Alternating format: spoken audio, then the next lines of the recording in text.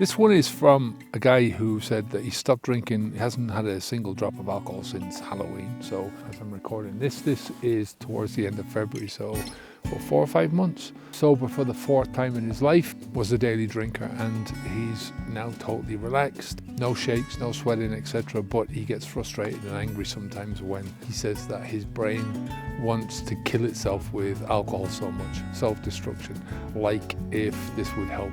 Nothing around me is going to help him if he gets drunk, none of this stuff is going to help him if he gets drunk. So, I think great job. 4 months you've got past a lot of the problem stages of this, the coping stages of this. So, sometimes it takes more than one go. So if it's your 4th time, so what? It's a journey. It's not a game. You fall off the horse, you get back on where you left off. You don't go back to the beginning and start learning everything else from the beginning again, from the start. You don't go back to the start ever in this journey of life. You've always got to either learn by your mistakes or you don't learn by your mistakes. If you don't learn by them, you're going to continue to make the same mistakes over and over again. So, it gets easier, right? The more life you live, the more that you get used to that person, to living as that person. The more you get used to living as that person, the more you won't want to go back to the old person if you're doing the work to move yourself on, right? The drinker's brain is going to stay with you long after you've, the actual physical consequences of drinking. When you get that out of your system, you're sleeping better, you're relaxing better. The drinker's brain is still there. All the habit wiring is still there, so you have to get rid of that.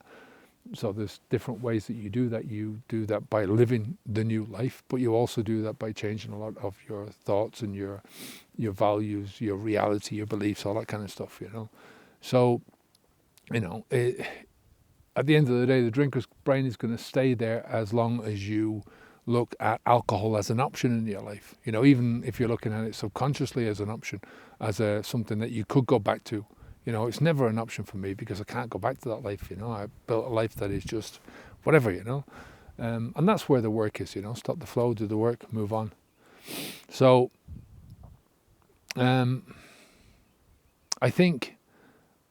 sure that you mean this, you don't mean this literally, that when you say that your brain wants to kill itself, the body knows from day one that this is the poison. Gives you enough signposts. When you start out drinking first, there's loads of nausea, there's vomiting, there's your head spinning, and these are all signs to stop.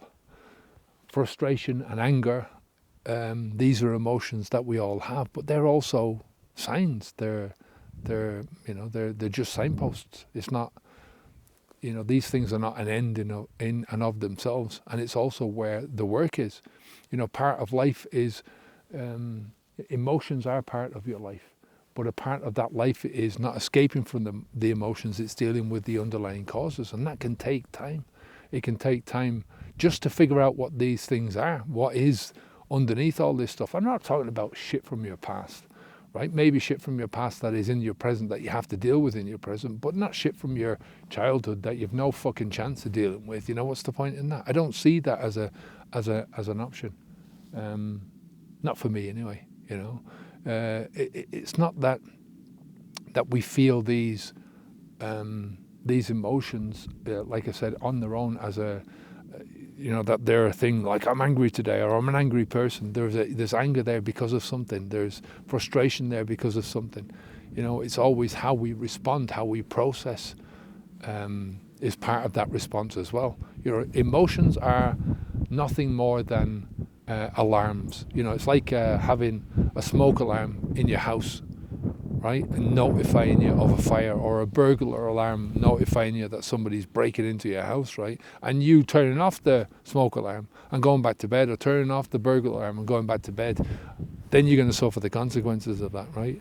So drinking alcohol to deal with your emotions is like that. It's like turning off that smoke alarm. It's like, when you're trying to shut off the emotions instead of dealing with the underlying problems underneath.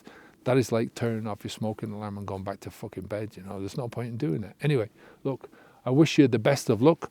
Keep it up. 4 months in, a lot of work to do, but get on with the action of this, right? If you're looking for some serious and positive help, come to habitsv2.com. Take care of yourself, and speak to you soon. Onwards and upwards. Bye now.